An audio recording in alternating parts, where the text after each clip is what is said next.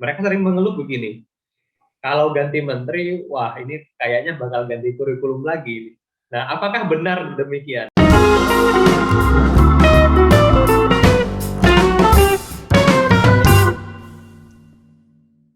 Bismillahirrahmanirrahim. Assalamualaikum warahmatullahi wabarakatuh. Sobat Omkatas Academy dimanapun Anda berada, selamat pagi. Salam sejahtera bagi kita semua. Pada hari ini kita akan melanjutkan kembali pertemuan kita dengan topik-topik yang sangat menarik untuk dibahas tentunya bersama Prof. Ali Sokaf, PhD. Sobat Omkatas Academy, pada hari ini kita akan melanjutkan pembahasan masih terkait dengan yang sebelumnya, itu terkait dengan kurikulum. Dan ada satu cuitan menarik begitu dari berbagai macam stakeholders, termasuk tentunya para guru ini, ujung tombak pendidikan. Mereka sering mengeluh begini, kalau ganti menteri, wah ini kayaknya bakal ganti kurikulum lagi. Nah, apakah benar demikian? Dan bagaimana kelanjutan dari materi sebelumnya? Ini akan kita bahas secara komprehensif pada pertemuan pada kali ini. Sebelumnya saya akan menyapa terlebih dahulu Prof. Ali Sokaf. Assalamualaikum Prof. Ali, apa kabar? Sehat selalu Prof. Waalaikumsalam warahmatullahi wabarakatuh. Baik-baik, Mas Salim, gimana kabarnya? Sehat-sehat ya? Alhamdulillah sehat, Prof. Nah, terkait dengan ucapan tadi, Prof, itu sudah begitu umum, Prof, di mana-mana, termasuk di kalangan praktisi pendidikan, baik itu guru, baik itu dari pihak sekolah, ganti menteri, ganti kurikulum. Benarkah demikian? Iya. Ini saya itu kan punya modal untuk mengatakan itu, untuk merespon itu. Yeah. Modal saya itu, saya terlibat secara langsung mengembangkan kurikulum, khususnya kurikulum mata pelajaran bahasa Inggris itu sejak kurikulum 1994 ya. Dan kemudian saya juga menyaksikan ya, tidak menjadi anggota tim yang terlibat, bagaimana kurikulum 1984 itu dikembangkan. Tapi saya tidak terlibat, saya terlibatnya mulai dengan kurikulum 1994. Ya, ini sejarah ya, sejarah. Kemudian pada waktu itu kurikulum 19 itu kurikulumnya terkenal memang dengan tahun ya 1994. 1994 itu kemudian ada revisi-revisi, disempurnakan, tetap namanya kurikulum 1994. Kemudian setelah itu menjadi kurikulum berbasis kompetensi. Ya, nah, setelah menjadi kurikulum berbasis kompetensi, kemudian menjadi kurikulum tingkat satuan pendidikan. Nah, baru setelah itu ada kurikulum 2013, Kurtilas atau apa namanya itu. Nah, nggak tahu nanti ini kata Mas Menteri tahun 2022 akan ada pergantian kurikulum, itu namanya apa memang belum disebut-sebut ya. Jadi saya dalam kaitannya sampai dengan kurikulum 2013 saya terlibat bukan sebagai pengembang kurikulum, tetapi sebagai pengembang standar nasional pendidikan yang menjadi acuan pengembangan kurikulum 2013. Pada waktu kurikulum berbasis kompetensi, saya terlibat dalam kaitannya dengan penyiapan KTSP ya sebelumnya itu. Jadi 2013 itu kan mengubah kurikulum KTSP. Kurikulum itu sebenarnya kurikulum tingkat satuan pendidikan, sebenarnya nama kurikulum bukan nama kurikulumnya, sebenarnya nama pendekatan pengembangan kurikulumnya. KTSP, kurikulum tingkat satuan pendidikan, nanti akan saya jelaskan itu. Nah, itu saya ikut terlibat dalam kaitannya dengan standar isi ya, standar isi yang digunakan sebagai acuan masuk menjadi kurikulum tingkat satuan pendidikan. Waktu sebelumnya kurikulum berbasis kompetensi saya juga terlibat. Jadi keterlibatan saya itu mulai tahun 94 ya, tentu awal tahun 94. Nah, saya dengan modal seperti itu saya punya argumen, alasan untuk menjawab tadi ganti menteri, ganti kurikulum apa benar? Nah, saya katakan ya tidak sepenuhnya benar. Ada benarnya tapi ada salahnya. Ada yang kemudian memang ganti menteri, ganti kurikulum, tapi ada juga yang tidak. Nah, ya masalahnya adalah yang dianggap benar itu yang kecenderungannya yang terakhir-terakhir ini gitu. Jadi pada waktu kurikulum 1984 saya tidak pernah mendengar ada intervensi dari Menteri Pendidikan. Jadi itu diserahkan sepenuhnya pada para pakar dalam bidang pendidikan yang kemudian melahirkan kurikulum yang sifatnya itu para pakar ini lebih fokus pada bidangnya masing-masing. Jadi misalnya kalau pada saat saya itu kurikulum 1994 itu saya hanya mikir mengenai bagaimana kurikulum mata pelajaran bahasa Inggris untuk SD, SMP, SMA gitu. Tidak pernah itu bertemu secara ya katakanlah jarang sekali, paling tidak saya tidak ingat betul kapan itu kemudian bertemu dengan tim-tim pengembang kurikulum mata pelajaran yang lain, apalagi kemudian tidak pernah ada arahan dari menteri misalnya gitu. Nah, waktu itu koordinasinya dalam kaitan dengan konsep itu memang Balitbang, kepala Balitbang ya, pengembangan penelitian ya. Berarti kalau boleh bertanya Prof, sebagai masyarakat awam, masyarakat umum begitu, yang memegang kekuasaan dalam artian wewenang untuk merubah kurikulum itu apakah di menteri atau ada badan tersendiri begitu Prof? Ya itu Balitbang itu, kalau sekarang sudah tidak ada lagi Balitbang, tapi ada badan baru ya, itu Balitbang kan Badan Penelitian dan Pengembangan. Yang kemudian pada menterinya Mas Nadiem ini kemudian berubah menjadi badan standar kurikulum dan assessment pembelajaran ya. Itu saya kira penjelmaan baru dari yang namanya Balitbang dulu itu. Jadi kalau saya cerita mengenai kurikulum 1994 itu koordinasinya oleh Balitbang. Ingat, Balitbang adalah Badan Penelitian dan Pengembangan. Jadi dalam badan itu memang tugasnya untuk meneliti dan kemudian mengembangkan. Saya pada waktu itu yakin bahwa memang kurikulum 94, terutama bahasa Inggris, saya masih ingat pada waktu itu kurikulum 1994 itu dikembangkan berdasarkan penelitian yang dikoordinasikan oleh Balitbang, penelitian tentang pembelajaran bahasa Inggris, tentu juga kajian-kajian teoritis ya, dokumen-dokumen.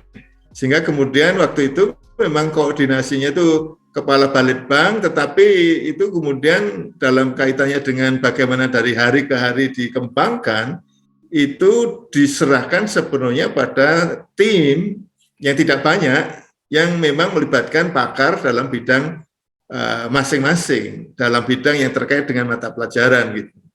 Jadi ada tim khusus untuk mata pelajaran bahasa Inggris, saya termasuk di dalamnya, ada hanya 2-3 orang lah, kemudian melibatkan guru-guru juga dalam kaitannya dengan bagaimana mereka menyikapi, tapi juga ada tim lain untuk mata pelajaran yang lain, mata pelajaran bahasa Indonesia dan seterusnya. Ini sama sekali tidak ada kaitannya dengan pergantian menteri. Termasuk pada waktu kemudian menjadi kurikulum berbasis kompetensi. Ini karena kecenderungan adanya perkembangan keilmuan. Termasuk setelah itu menjadi KTSP. Jadi kalau boleh saya sebut ya, tadi 1994 kurikulumnya itu didasarkan atas kajian-kajian yang bukan karena pergantian menteri. Kemudian KPK itu sekitar awal tahun 2000-an ya, sebelum ada BSNP itu KPK, kurikulum berbasis kompetensi, juga ada perkembangan keilmuan yang saya tidak ingat, sekarang juga tidak ingat itu apakah kemudian karena pergantian menteri. KTSP juga begitu, KTSP itu karena amanah dari Undang-Undang Sisdiknas, Undang-Undang Sistem Pendidikan Nasional tahun 2003, nomornya 20, yang kemudian mengamanatkan adanya standar nasional pendidikan, yang kemudian dibentuklah Badan Standar Nasional Pendidikan BSNP berdasarkan PP 19 2005, yang kemudian inilah yang menjadi pengendali bagaimana kurikulum tingkat satuan pendidikan itu dikembangkan, bukan karena adanya menteri yang baru. Nah, baru pada waktu kurikulum 2013, nah ini saya mengamati sendiri itu karena bukan, saya tidak ingin menyebut karena menterinya ingin ya, tapi karena kemudian setelah itu menteri sangat peduli lah gitu. Kalau saya sebut sebenarnya kalau mau galak ya, mau negatif, campur tangan enggak, tapi saya mengatakannya itu peduli. Menteri sangat peduli dengan langsung terjun gitu ya, langsung terjun. Menteri ada wakil menterinya juga langsung terjun pada bagaimana kurikulum 2013 itu dikembangkan. Nah, yang saya sesalkan dalam artian ini nggak benar juga ya. Kalau mau ngomong silahkan dikoreksi aja kalau saya keliru. Dinamakan kurikulum 2013 karena itu tahun berakhirnya kabinet di mana menteri ada. Jadi kemudian menjadi masalah adalah pada saatnya menteri sudah tidak lagi ada di kabinet karena ada kabinet baru, tapi dokumen segala macam perangkat dari kurikulum 2013 belum sempurna, sehingga kemudian agak dipaksakan untuk dilaksanakan. Ini yang kemudian mulai itulah mungkin ya, saya mengingat-ingat menteri yang lain itu, ya saya tidak bisa menyebut menteri-menteri yang lain ya, tapi mengingat menteri yang lain itu tampaknya tidak sepeduli dalam kaitannya. Kalau menggunakan bahasa positif ya, kalau bahasa negatif kan tidak campur tangan langsung gitu ya. Jadi ada kata yang sama, faktanya sebenarnya sama. Kata yang beda, tapi faktanya sama, yaitu ikut terjun langsung dalam pengembangan kurikulum. Nah, itu yang 2013 itu, tapi kalau positifnya istilahnya itu sangat peduli, sehingga kemudian betul-betul mengikuti perkembangannya. Nah, ini yang kemudian akhirnya terbawa dengan menyebut nama kurikulumnya 2013 karena itu tahun berakhirnya masa kerja kabinet pada waktu itu. Ya. Cukup politis ya, Prof. Ya. Nah, sekarang ini ya setelah 2013 itu juga disempurnakan, itu kemudian juga ada kata-kata menteri sendiri mengatakan yang bisa kita dengar lagi di rekaman-rekaman di media itu, beliau mengatakan 2022 akan ada kurikulum baru ya, kurikulum baru. Ya, ini kemudian akhirnya memang publik mengatakan ya ganti menteri, ganti kurikulum. Jadi ada benarnya juga. Tapi tadi yang saya katakan tidak sepenuhnya benar. Ya, ada benarnya juga.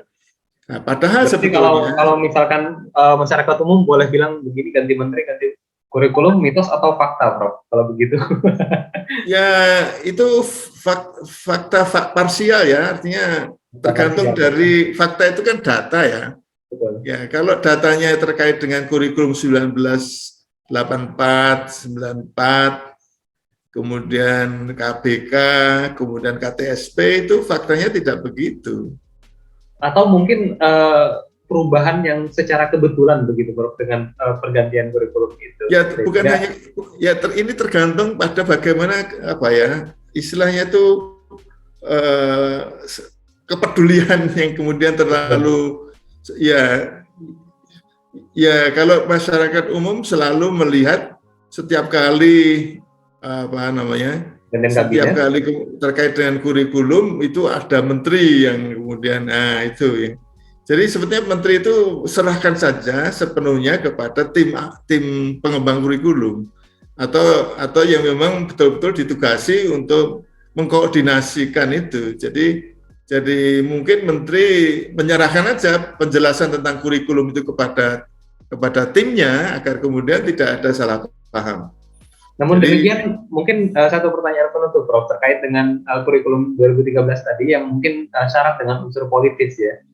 eh, apakah meskipun kita tahu bahwa latar belakangnya ada unsur latar belakang politis, namun apakah kurikulum tersebut tetap dikembangkan sesuai dengan kaidah-kaidah keilmuan? Ya, saya tidak ingin menyebut ada nuansa politisnya ya, karena pada dasarnya ini bagaimana menafsirkan kata politis ya. Politis itu kalau dalam politik pendidikan sebetulnya benar juga. Artinya politik pendidikan itu bagaimana kepedulian pemerintah. Ya. Ini setiap kali ada kaitannya dengan campur tangan pemerintah, kehadiran pemerintah memang bisa disebut politik. Politik pendidikan pemerintah itu menyikapi terhadap misalnya mutu pendidikan di Indonesia. Saya kira tidak ada masalah itu. Jadi keinginan menteri, ya keinginan menteri. Jadi ini prasangka positif ya.